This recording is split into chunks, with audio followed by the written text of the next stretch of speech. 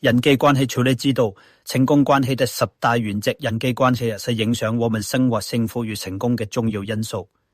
在家庭、朋友、同事、鄰居等各種關係中，保持良好的溝通和紐帶並不容易，但牢記一些原則可以幫助我們建立更好的關係。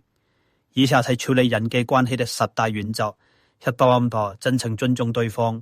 所有關係的基礎係尊重，尊重對方嘅想法、感受和選擇，係建立信任的第一步。接納對方的本來面目，避免評判的態度至關重要。尊重不僅僅是禮貌待人，還包括努力理解對方的價值觀和生活方式。例如，當對方與我有不同意見時，與其批評，不如帶着為什麼他會這麼想的好奇心去思考。積極傾聽。有時候傾聽比說話更重要，專注於對方的感受，共情並認真傾聽的態度，可以給對方帶來極大的安慰和支持。傾聽時不要打斷對方，保持眼神交流並點頭等非語言表達來展示你的關注。此外，通過總結對方的發言或表達，我能理解你的感受等方式，可以讓對話更加深入。深情時但不忘體貼。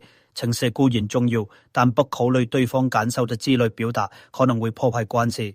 說出真相時，選擇從對方立場出發的體貼表達方式。例如，指出對方嘅錯誤時，與其說你為什麼總是犯錯，不如說呢部分有點可惜，下次你一定能做得更好。這樣的鼓勵方式更有效。10. 表達感激之情，對小事也表達感激的習慣，能讓關係更加牢固。真誠地感謝對方的努力和善意，表達感激不僅僅是說謝謝，還可以具體說明原因。例如，今天聽我傾訴真的很感謝，多於你，我心裏舒服多了，這樣對方也會感到更大的喜悅。不畏懼衝突，積極解決。衝突在任何關係中都有可能發生，不要迴避問題，坦誠對話並尋找解決方案。通過衝突可以建立更深的理解和信任。發生衝突時，避免情緒化反應，客觀分析的為什麼會出現這種情況，並努力理解對方嘅立場。此外的使用或不為注於表達感受會更有效。例如，與其說你總是忽視我的，不如說我感到被忽視了，所以好難過。若不要忽視自我管理，為了維持健康嘅關係，首先需要照顧好自己的身心。善於管理壓力、理解自己情緒的人，才能與他人保持更和諧的關係。如果無法控制自己的情緒，可能會因為小事傷害對方。因此，通過冥想、運動、愛好等方式釋放壓力，並養成定期檢查自己情緒狀態的習慣非常重要。7. 尊重界線，每個人都有自己的人際界線，尊重對方的隱私和個人空間，避免過度干涉。例如，不要不斷給出對方不需要的建議，或過度追問對方的私人問題。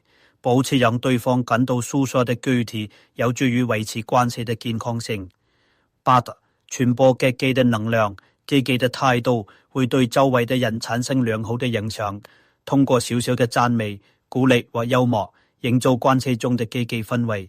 例如，對對方的新衣服或髮型說：今天的風格真的好適合你。這樣的讚美會讓對方心情愉悅，但要注意過度嘅讚美可能會帶來負擔，因此保持節假都很重要。做到遵守承諾，信任不是依照一些建立的，即使是小小嘅承諾，也要盡力遵守，這樣才能讓對方產生信任感。如果我無法履行承諾，提前坦誠說明原因。如果我無法遵守承諾，對方可能會感到失望，因此在做出承諾係要充分考慮自己的情況，並在你所能及的範圍內做出承諾。如果無法履行，真誠道歉並說明原因係最好的做法。10. 為關係投入，人際關係需要時間和精力嘅投入，才能更加深厚。定期聯繫、見面，努力維持關係，特別是喺網絡的時候，更不要忽視與重要嘅人的關係。例如，在繁忙的日常生活中，給朋友或家人發一條簡短的消息，或創造一起度過時光的機會非常重要。關係不僅僅是長時間相處，更在於如何利用這些時間。結論：人際關係不僅僅是技巧或策略，更重要嘅是發自內心的真誠，理解對方，體貼對方，並以其成長的過程才是真正的關係階級。通過時間以上原則，我們可以建立更加豐富和幸福嘅人際關係。此外，人際關係唔係一蹴而就的，而是需要持續的努力和反思。其實有時會犯錯，也要從中學習並成長。願大家通過健康的關係，創造更加幸福嘅生活。